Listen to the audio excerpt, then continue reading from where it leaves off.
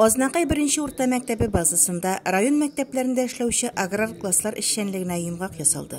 Анда район башкарма комитеты җитәкчесе Айдар Шамсетдинов проектны тормышка ашыручылар катнашты. Открытие агроклассов – это большой плюс для нашего района. Спасибо, нашим гостям здесь, и руководству агросилы групп, руководству, аграрного университета, ветеринарной академии. То, что вот за эту идею, я знаю, что это она реализуется в нескольких районах, и в том числе в нашем районе. 2022-2023 учебного года в 4 школах района, это в Тумутукской школе, в Чалпинской школе, в Урманаевской школе и на базе школы номер 1 города Ознакаева были открыты аграрные классы.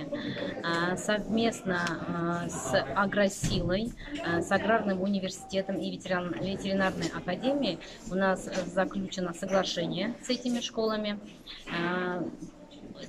Данные занятия, эти уроки у нас в месяц один раз практически приезжают преподаватели этого университета и академии, а 3 раза в месяц, еженедельно, эти занятия у нас проводят эти же преподаватели, но дистанционно через Zoom-конференцию.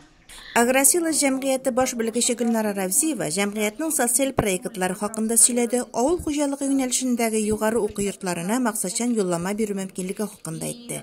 Районда агроклассларда барлыгы 105 бала укый. Җәй кына әти белән Камазда йөрергә яратам, берәр җире ватылса аңарга булышырга, шулай бәләкәй чактан техника янында үсәм. Агрокласс безгә бирде, менә без бит инде моны күреп аңладык, менә шушы эшләрдә ничек, кайда укырга, менә Казанга экскурсиягә барган иде әле, ул экскурсиядә без күрдек, ничек анда укыйлар, авырмы, җиңелме, ошыймы. Безгә бу менә бик үз примерыбызда күрдек, ничек шушында барырга теләсәк, ничек булачак.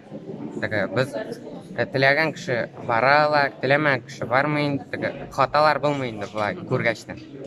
Мен җәй көне әтиемә булсам, ул җәй көне трактор эшли. Җәй көне печән эзләшәм, печән чабырга барабыз, һәм җыешам.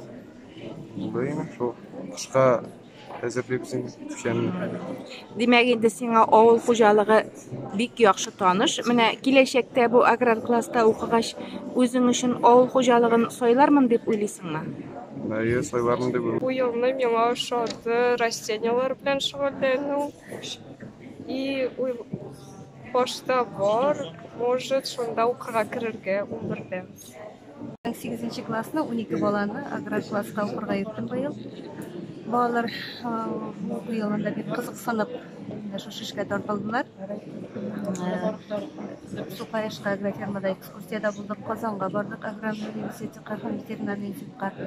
Бик ошады аларга экскурсиялар кайткач, хисләр белән кайттылар.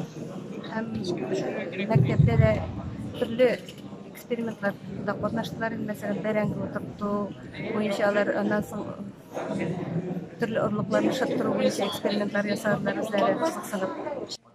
Укучыларны шулай ук югары уку йортларында уку шартлары белән таныштырдылар. Фәнни конференциядә һөнәрмән бәйгесендә җиңүчеләргә бүләкләр тапшырылды.